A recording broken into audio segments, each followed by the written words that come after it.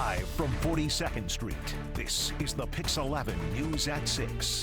Do you believe it? A 16 beats a 1. And now at 6, FDU is riding high after its men's basketball team pulled off a thrilling and highly improbable win at the NCAA tournament. Hear from students buzzing with excitement. Plus, an early taste of spring set to give way to one more dose of winter. More on the cold and gusty Sunday ahead of us. But first, an unprecedented announcement from former President Donald Trump. He says he will be arrested next week in Manhattan, something that has never happened to an ex-president. And thank you for joining us for the PIX 11 News at 6. I'm Arrianee Lebeau. Kitey has the night off. With his announcement came an extraordinary call. In a post on Truth Social, Mr. Trump indicated that he learned through, quote, illegal leaks that he'll be arrested on Tuesday. He finished the post by urging his supporters to protest. This all comes as a New York grand jury investigates hush money payments to women who allegedly had sexual encounters with the former president. With more on this, let's head out to Arrianee Lebeau. She joins us live from outside the Manhattan DA's office. Arrianee. Well, Arrianee, right now all is quiet outside of the Manhattan DA's office here and criminal court, but that could all change on Tuesday. As you said, former President Trump putting out on social media that he expects to be arrested and he is calling for protests here. This is all coming as they continue to investigate those alleged hush money payments to former porn star Stormy Daniels. An early Saturday morning social media post from former President Trump starts with, "Our nation is now third world and dying." On Truth Social, Trump repeats the claim that the 2020 presidential election was stolen and goes on to say that, quote, now illegal leaks from a corrupt and highly political Manhattan District Attorney's office makes it clear that he, quote, will be arrested on Tuesday of next week. Protest, take our nation back. It feels great. It comes just days after former Trump attorney and fixer Michael Cohen testified before a grand jury, hearing evidence that Trump allegedly ordered hush money to be paid to porn star Stormy Daniels. The Manhattan DA's office is not commenting on a possible Trump arrest.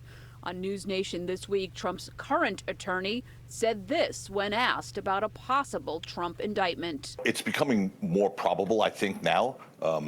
But the one thing I still hold on to is hope that justice will prevail, that the district attorney's office won't stoop to the level of... A former president being indicted is something that we've never seen before. Alan Sanders, a professor emeritus at St. Peter's University, says Trump's social media post Saturday is an attempt to get ahead of the news and try to frame it in a way that benefits him. It's also a way to engage in fundraising. Constitutionally, theoretically, hypothetically, indictment or imprisonment does not disqualify one from the presidency or indeed from any federal office. As for Trump's call for people to protest, PIX 11 reached out to the NYPD and the mayor's office. In a statement, Press Secretary Fabian Levy said, quote, in coordination with other local, state, and federal law enforcement, the NYPD always remains prepared to respond to events happening on the ground and keep New Yorkers safe. Hopefully that this does not happen, that this is not a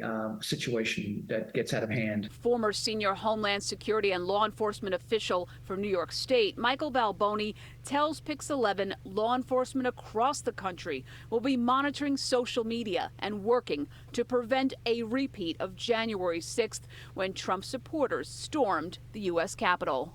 Who's talking about what? When are they talking about? But there's also other things. The surrounding counties. They can tell who's getting on the trains. You know, what are they doing? What are people saying as they're waiting in line? If they come up from the south. And we reached out to Trump's current attorney, Joe Tacopina. He did not return our phone calls, trying to find out whether or not there has in fact been an indictment or whether Trump would be allowed to surrender. We are live now in Lower Manhattan. Eileen LaPalmer, PIX 11 News. Arrianee? All right, thank you, Eileen. Meanwhile, funeral services in Paterson, New Jersey today for a community activist fatally shot by police. Friends and family of Najee Seabrooks came out to pay respects to the 31-year-old anti-violence activist. The funeral comes a day after the state's attorney general released body cam video from the deadly encounter. It shows officers negotiating with Seabrooks, who had locked himself in a bathroom during what his family describes as a mental health crisis. Meanwhile, the AG says the officers opened fire after he lunged at them with a knife, but the Social Justice Institute is calling for a federal investigation into this shooting. All right, a beautiful day out there, nice and sunny, still a little bit chilly. Let's go ahead and send it over to meteorologist Star Harvey with a look at the weather. Hi, Star. Hi, Arrianee, and happy Saturday. Pretty hard to believe we are wrapping up the last weekend of our winter season here. Now, today we did get off to a cloudy start. Temperatures on the cooler side, but as you can see from this live view right behind me here, things are starting to make that change. We are getting some of those blue skies. Pretty beautiful outdoors right now. Now, temperature-wise, seasonable, we are talking 50. That's where we're supposed to be at. You'll see a lot of the area came in just slightly above that. We are talking low 50s for a lot of the area, but we do have Central Park, LaGuardia, as well as Newark that did make it to that 56 mark. Still plenty of sunshine across the tri-state area. We're going to see the Hudson Valley hanging around in the 40s still. We do still have some 50s across the city. Winds still an issue today. They are quite breezy. Of course, I'm going to have more details on what we can expect for the rest of our weekend in just a little bit. But for now, Arrianee, back to you. All right, thank you, Star. Meanwhile, FDU actually delivered one of the biggest upsets in March Madness history. The underdogs from New Jersey took down the #1 ranked Purdue. The lob, and that will do it. FDU believe it for just the second time ever. A 16 beats a 1. And you see it right there. That was the scene in Columbus, Ohio last night when the Knights stunned the crowd and the world. Kieran Dillon has more on the game and reaction on campus. The lob, and that will do it. This is why it's called March Madness. FDU believe it. Fairleigh Dickinson University making history last night in Columbus. Some calling this the biggest upset in the history of the NCAA tournament. A 16 beats a 1. The team became the second 16 seed to ever win an NCAA game against a #1 seed. They did it against Purdue in a close match, ending 63-58, with the Knights taking the win over the Boilermakers. We knew how good Purdue was, so like I said, every game, we've been honest with it every year, so, our job is come in the game and just like I said, throw a punch. We knew they was going to throw multiple punches.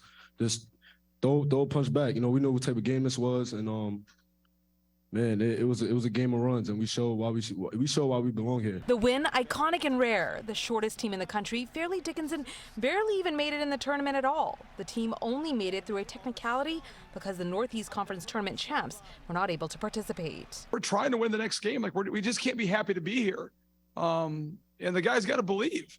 At home in New Jersey, the win is a huge boost for the school. These girls play on the women's softball team.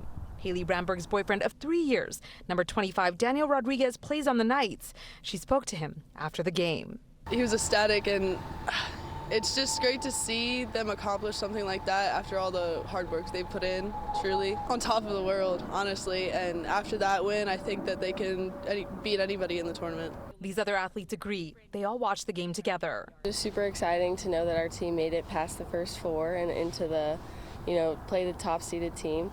And it was exciting for them, and it's exciting for the school just to know that they can make it that far. These girls say the win is inspiring for all athletes at the school. It shows that it doesn't matter what your odds are against each other. You have a shot, anything is possible. And so we were just so pumped and excited for our team. I mean, we're a little school, so getting that little shine of fame and succeeding, we're so excited for them. These students believe their team can make it all the way. They'll be cheering them on. Fairleigh Dickinson plays the #9 seed, Florida Atlantic University, tomorrow night. In Teaneck, New Jersey, Kieran Dillon, PIX 11 News. All right, well, PIX 11 sports reporter Joe Mauceri joins me now here in our brand new studio. It's lovely. Looks beautiful, Figuring out the right? lights still, but we got it. All right, but let's talk about this shocker. What does Yeah. this potentially mean for this program moving forward? It puts them on the map, Arrianee. You know, all of the Twitter mentions, all of the searches now on Google and social media, it's all about FDU. They are the center of the college basketball world right now. And you're talking about a school that's used to playing in front of like 300 fans. Now students are going to go and Google FDU and say, I want to go there. Look at all the excitement. This has a good basketball program. And Tobin Anderson, the coach, says he's already been getting calls from recruits who have interest in coming to the school. All right, so we know just a year ago with St. Peter's men in the spotlight Yep. with their Cinderella run in the Final Four, but the Peacocks didn't even make it to the tournament this time, right? Yeah, the Peacocks were in an interesting situation, though, because their coach, Shaheen Holloway, was one of the most prolific coaches in college basketball. He was very sought after, and then he left the school to return to Seton Hall. So a bunch of their players transferred because the college rules have changed. That's why I think they weren't able to replicate the success that they had last time. If Tobin Anderson comes back, I think the Knights will replicate it. So what does a potential win like this say for FDU to build off of this? Yeah, I think they can get good players. Coaches like to have their players behind them. So now they're going to have a lot more choices on who they're recruiting to their school, and that's going to be great for Tobin Anderson, the gang. He's proven that he could coach at every level. He did it at D3, did it at D2, and Dimitri Roberts, one of the best players, came with him from St. Thomas Aquinas here in New York to join him at FDU. All right, let's turn now to the other Jersey team in this big dance. A 15-seed Princeton Tigers. Their matchup with Mizzou is getting underway. What do they need to do to make it to the Sweet 16? You know, they say styles make fights, and this one is going to have to be a completely different fight for the Tigers, because when they played Arizona, it was all about the big men inside, and they managed to stop them for scoring for almost 5 minutes at the end of the game here. They're going to have to do that again, play some gritty defense, but with Missouri, it's all about the guard play. And they're going to have to lean on Tosan Awoma for the Princeton Tigers, not to be confused with the Missouri Tigers. He's going to have to have a big game if they're going to advance to the Sweet 16. All right, all the madness underway. Yeah, we'll have more coming up later in sports. All right, thank you, Joe. All right, well, coming up, heightened security for today's the Yonkers St. Patrick's Day parade after a man threatened to kill police in that city and its mayor. More on the disturbing threats next.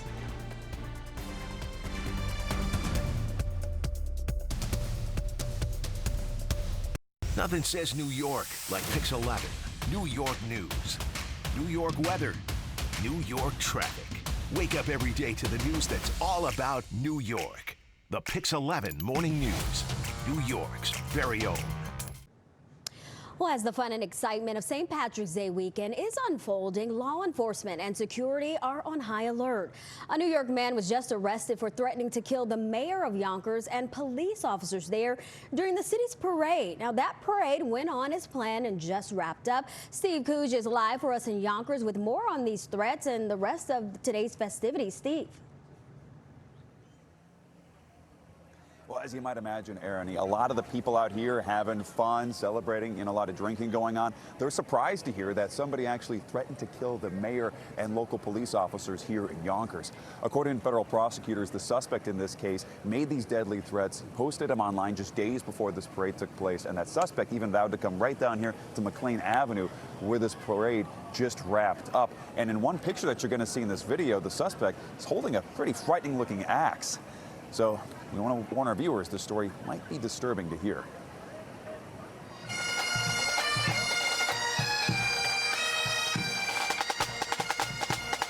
So happy. I come here every year and we do the same thing, and there's lovely people here, as you can see. In the midst of all the fun, noise, and entertainment of a St. Patrick's Day parade and celebration, it can be easy to forget about the dangers that can come from anywhere. One of the biggest dangers FBI and law enforcement were concerned about were death threats made against the mayor of the city of Yonkers and local police officers. Police in abundance here today. Officials claim the violent threats came from this man, a 32-year-old Yonkers resident named Arrianee Lebeau. Prosecutors say this photo of him holding an axe was posted on social media by him just a few days before this parade. Yonkers police arrested Lebeau the day before the parade. Authorities are calling Lebeau a religious extremist who sympathized with terrorists. A few days before posting this picture, prosecutors say Lebeau sent these messages to the Instagram account of the Yonkers Police Department. They read, quote, "First people to be crucified will be the Yonkers rats. Valhalla Allahu Akbar," unquote. The last part is in Arabic for, by God, God is the greatest. That was then followed by another post, quote, I will crucify Yonkers cops and their bosses all along McLean Avenue. It will be a horror scene, unquote. That's one thing I can't take, man. There should be a lot of love in the world.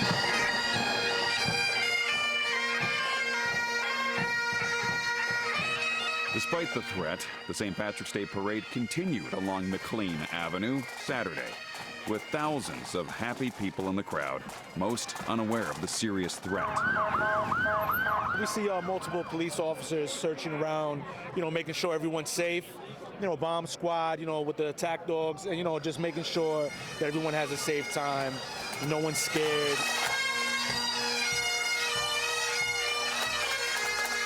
I think it's terrific. I think they mixed it up very nicely, the groups and the bands, and it was really nice.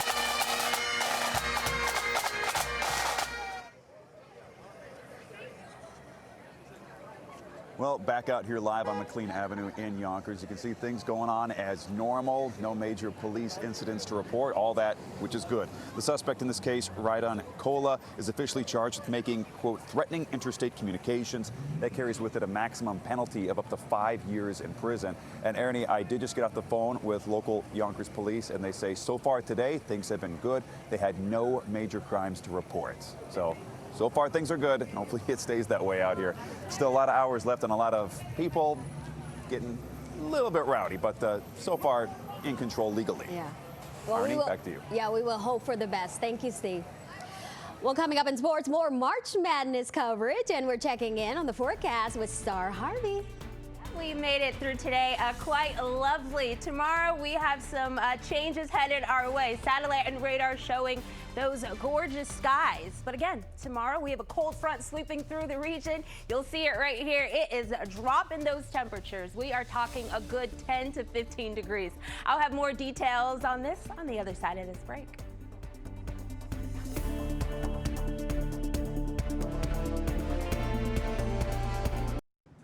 All right, welcome back to the show. I'm here with meteorologist star Harvey. A beautiful day out there today. Yeah. Can runners expect similar tomorrow? Ooh, it's going to be a little different, Arrianee. So today was great for parade goers. Tomorrow we have a cold front coming through, and what that means is it is going to drop those temperatures.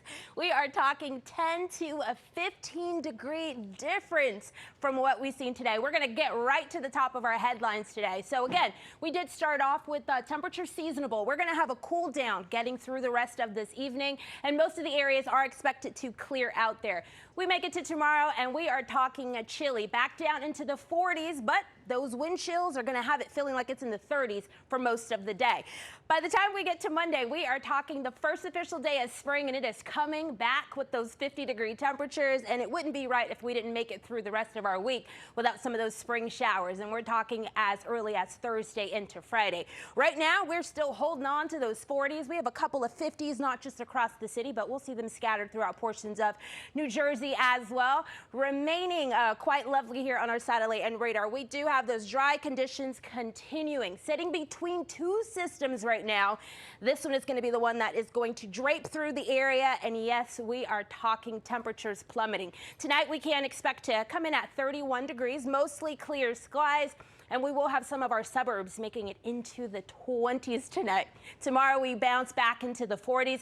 Again, we'll get a nice mix of sun and clouds, but we're also going to have to account for some of those breezes moving through the area with this front making its way through. Now, precip-wise, we are talking pretty dry, not just tomorrow, but getting through the first half of our week. Here's a look at Monday, looking pretty nice there. Tuesday looks pretty nice. It's when we get to Wednesday, we see some clouds building in, all ahead of those spring showers that I mentioned. They do expect to arrive Thursday, moving into Friday. So not a bad way to finish our last official weekend here of winter, Arrianee. All right, thank you, Star. All right, well, Joe Mauceri is here for a look at what's coming up in sports, Joe. Yeah, that's right. Those Jersey schools, not the only local school still dancing as March Madness continues. Plus, he's back. Jalen Brunson returns for the New York Knicks as they take on the best in the West. It's all coming up in sports. Stay with us. There are remarkable women in all walks of life. PIX 11 asked our viewers to nominate women from their own communities who inspire, lead, and make a difference in other people's lives. PIX 11 is proud to recognize these remarkable women every Wednesday in March on PIX 11 News, presented by Nissan. At Nissan, we make cars that thrill. PIX 11 News, presented by Stop & Shop. Feed the moment. In the NBA, it was a good one at the Garden this afternoon. Knicks hosting the best in the West with Nikola Jokic and the Nuggets in town. Jalen Brunson back in the lineup after missing 5 of the last 6 games with a foot injury. The Knicks led this one by 13 early, but Denver flipped the script. Third quarter, that's Jamal Murray, who drills the fall away. He had 25, and Denver had a 13-point lead. But back come the Knicks. Fourth quarter, Brunson with the sidestep, and he buries the tough jumper. Knicks go up 5, Brunson with 24. Nuggets, though, not going away. Jokic, not 1, but 2 spins as he scores 2 of his 24. Denver back on top by 2. Later, game tied at 110, and check out Julius Randle. The tough fadeaway, he finished with 20, and this was the capper. Brunson gets the steal, and running the break, Mitchell Robinson gets rewarded for his cardio work as the Knicks win it 116-110 over the Nuggets. Well, we talked about FDU and Princeton still dancing earlier in the show, but the NIT also taking place locally. Out on the island, Hofstra hosting Cincinnati after the Bearcats had a scheduling conflict at their arena. But home court advantage not enough for the Pride as they fell 79-65 to the Bearcats. Perry Sook out in Hempstead tonight with the story.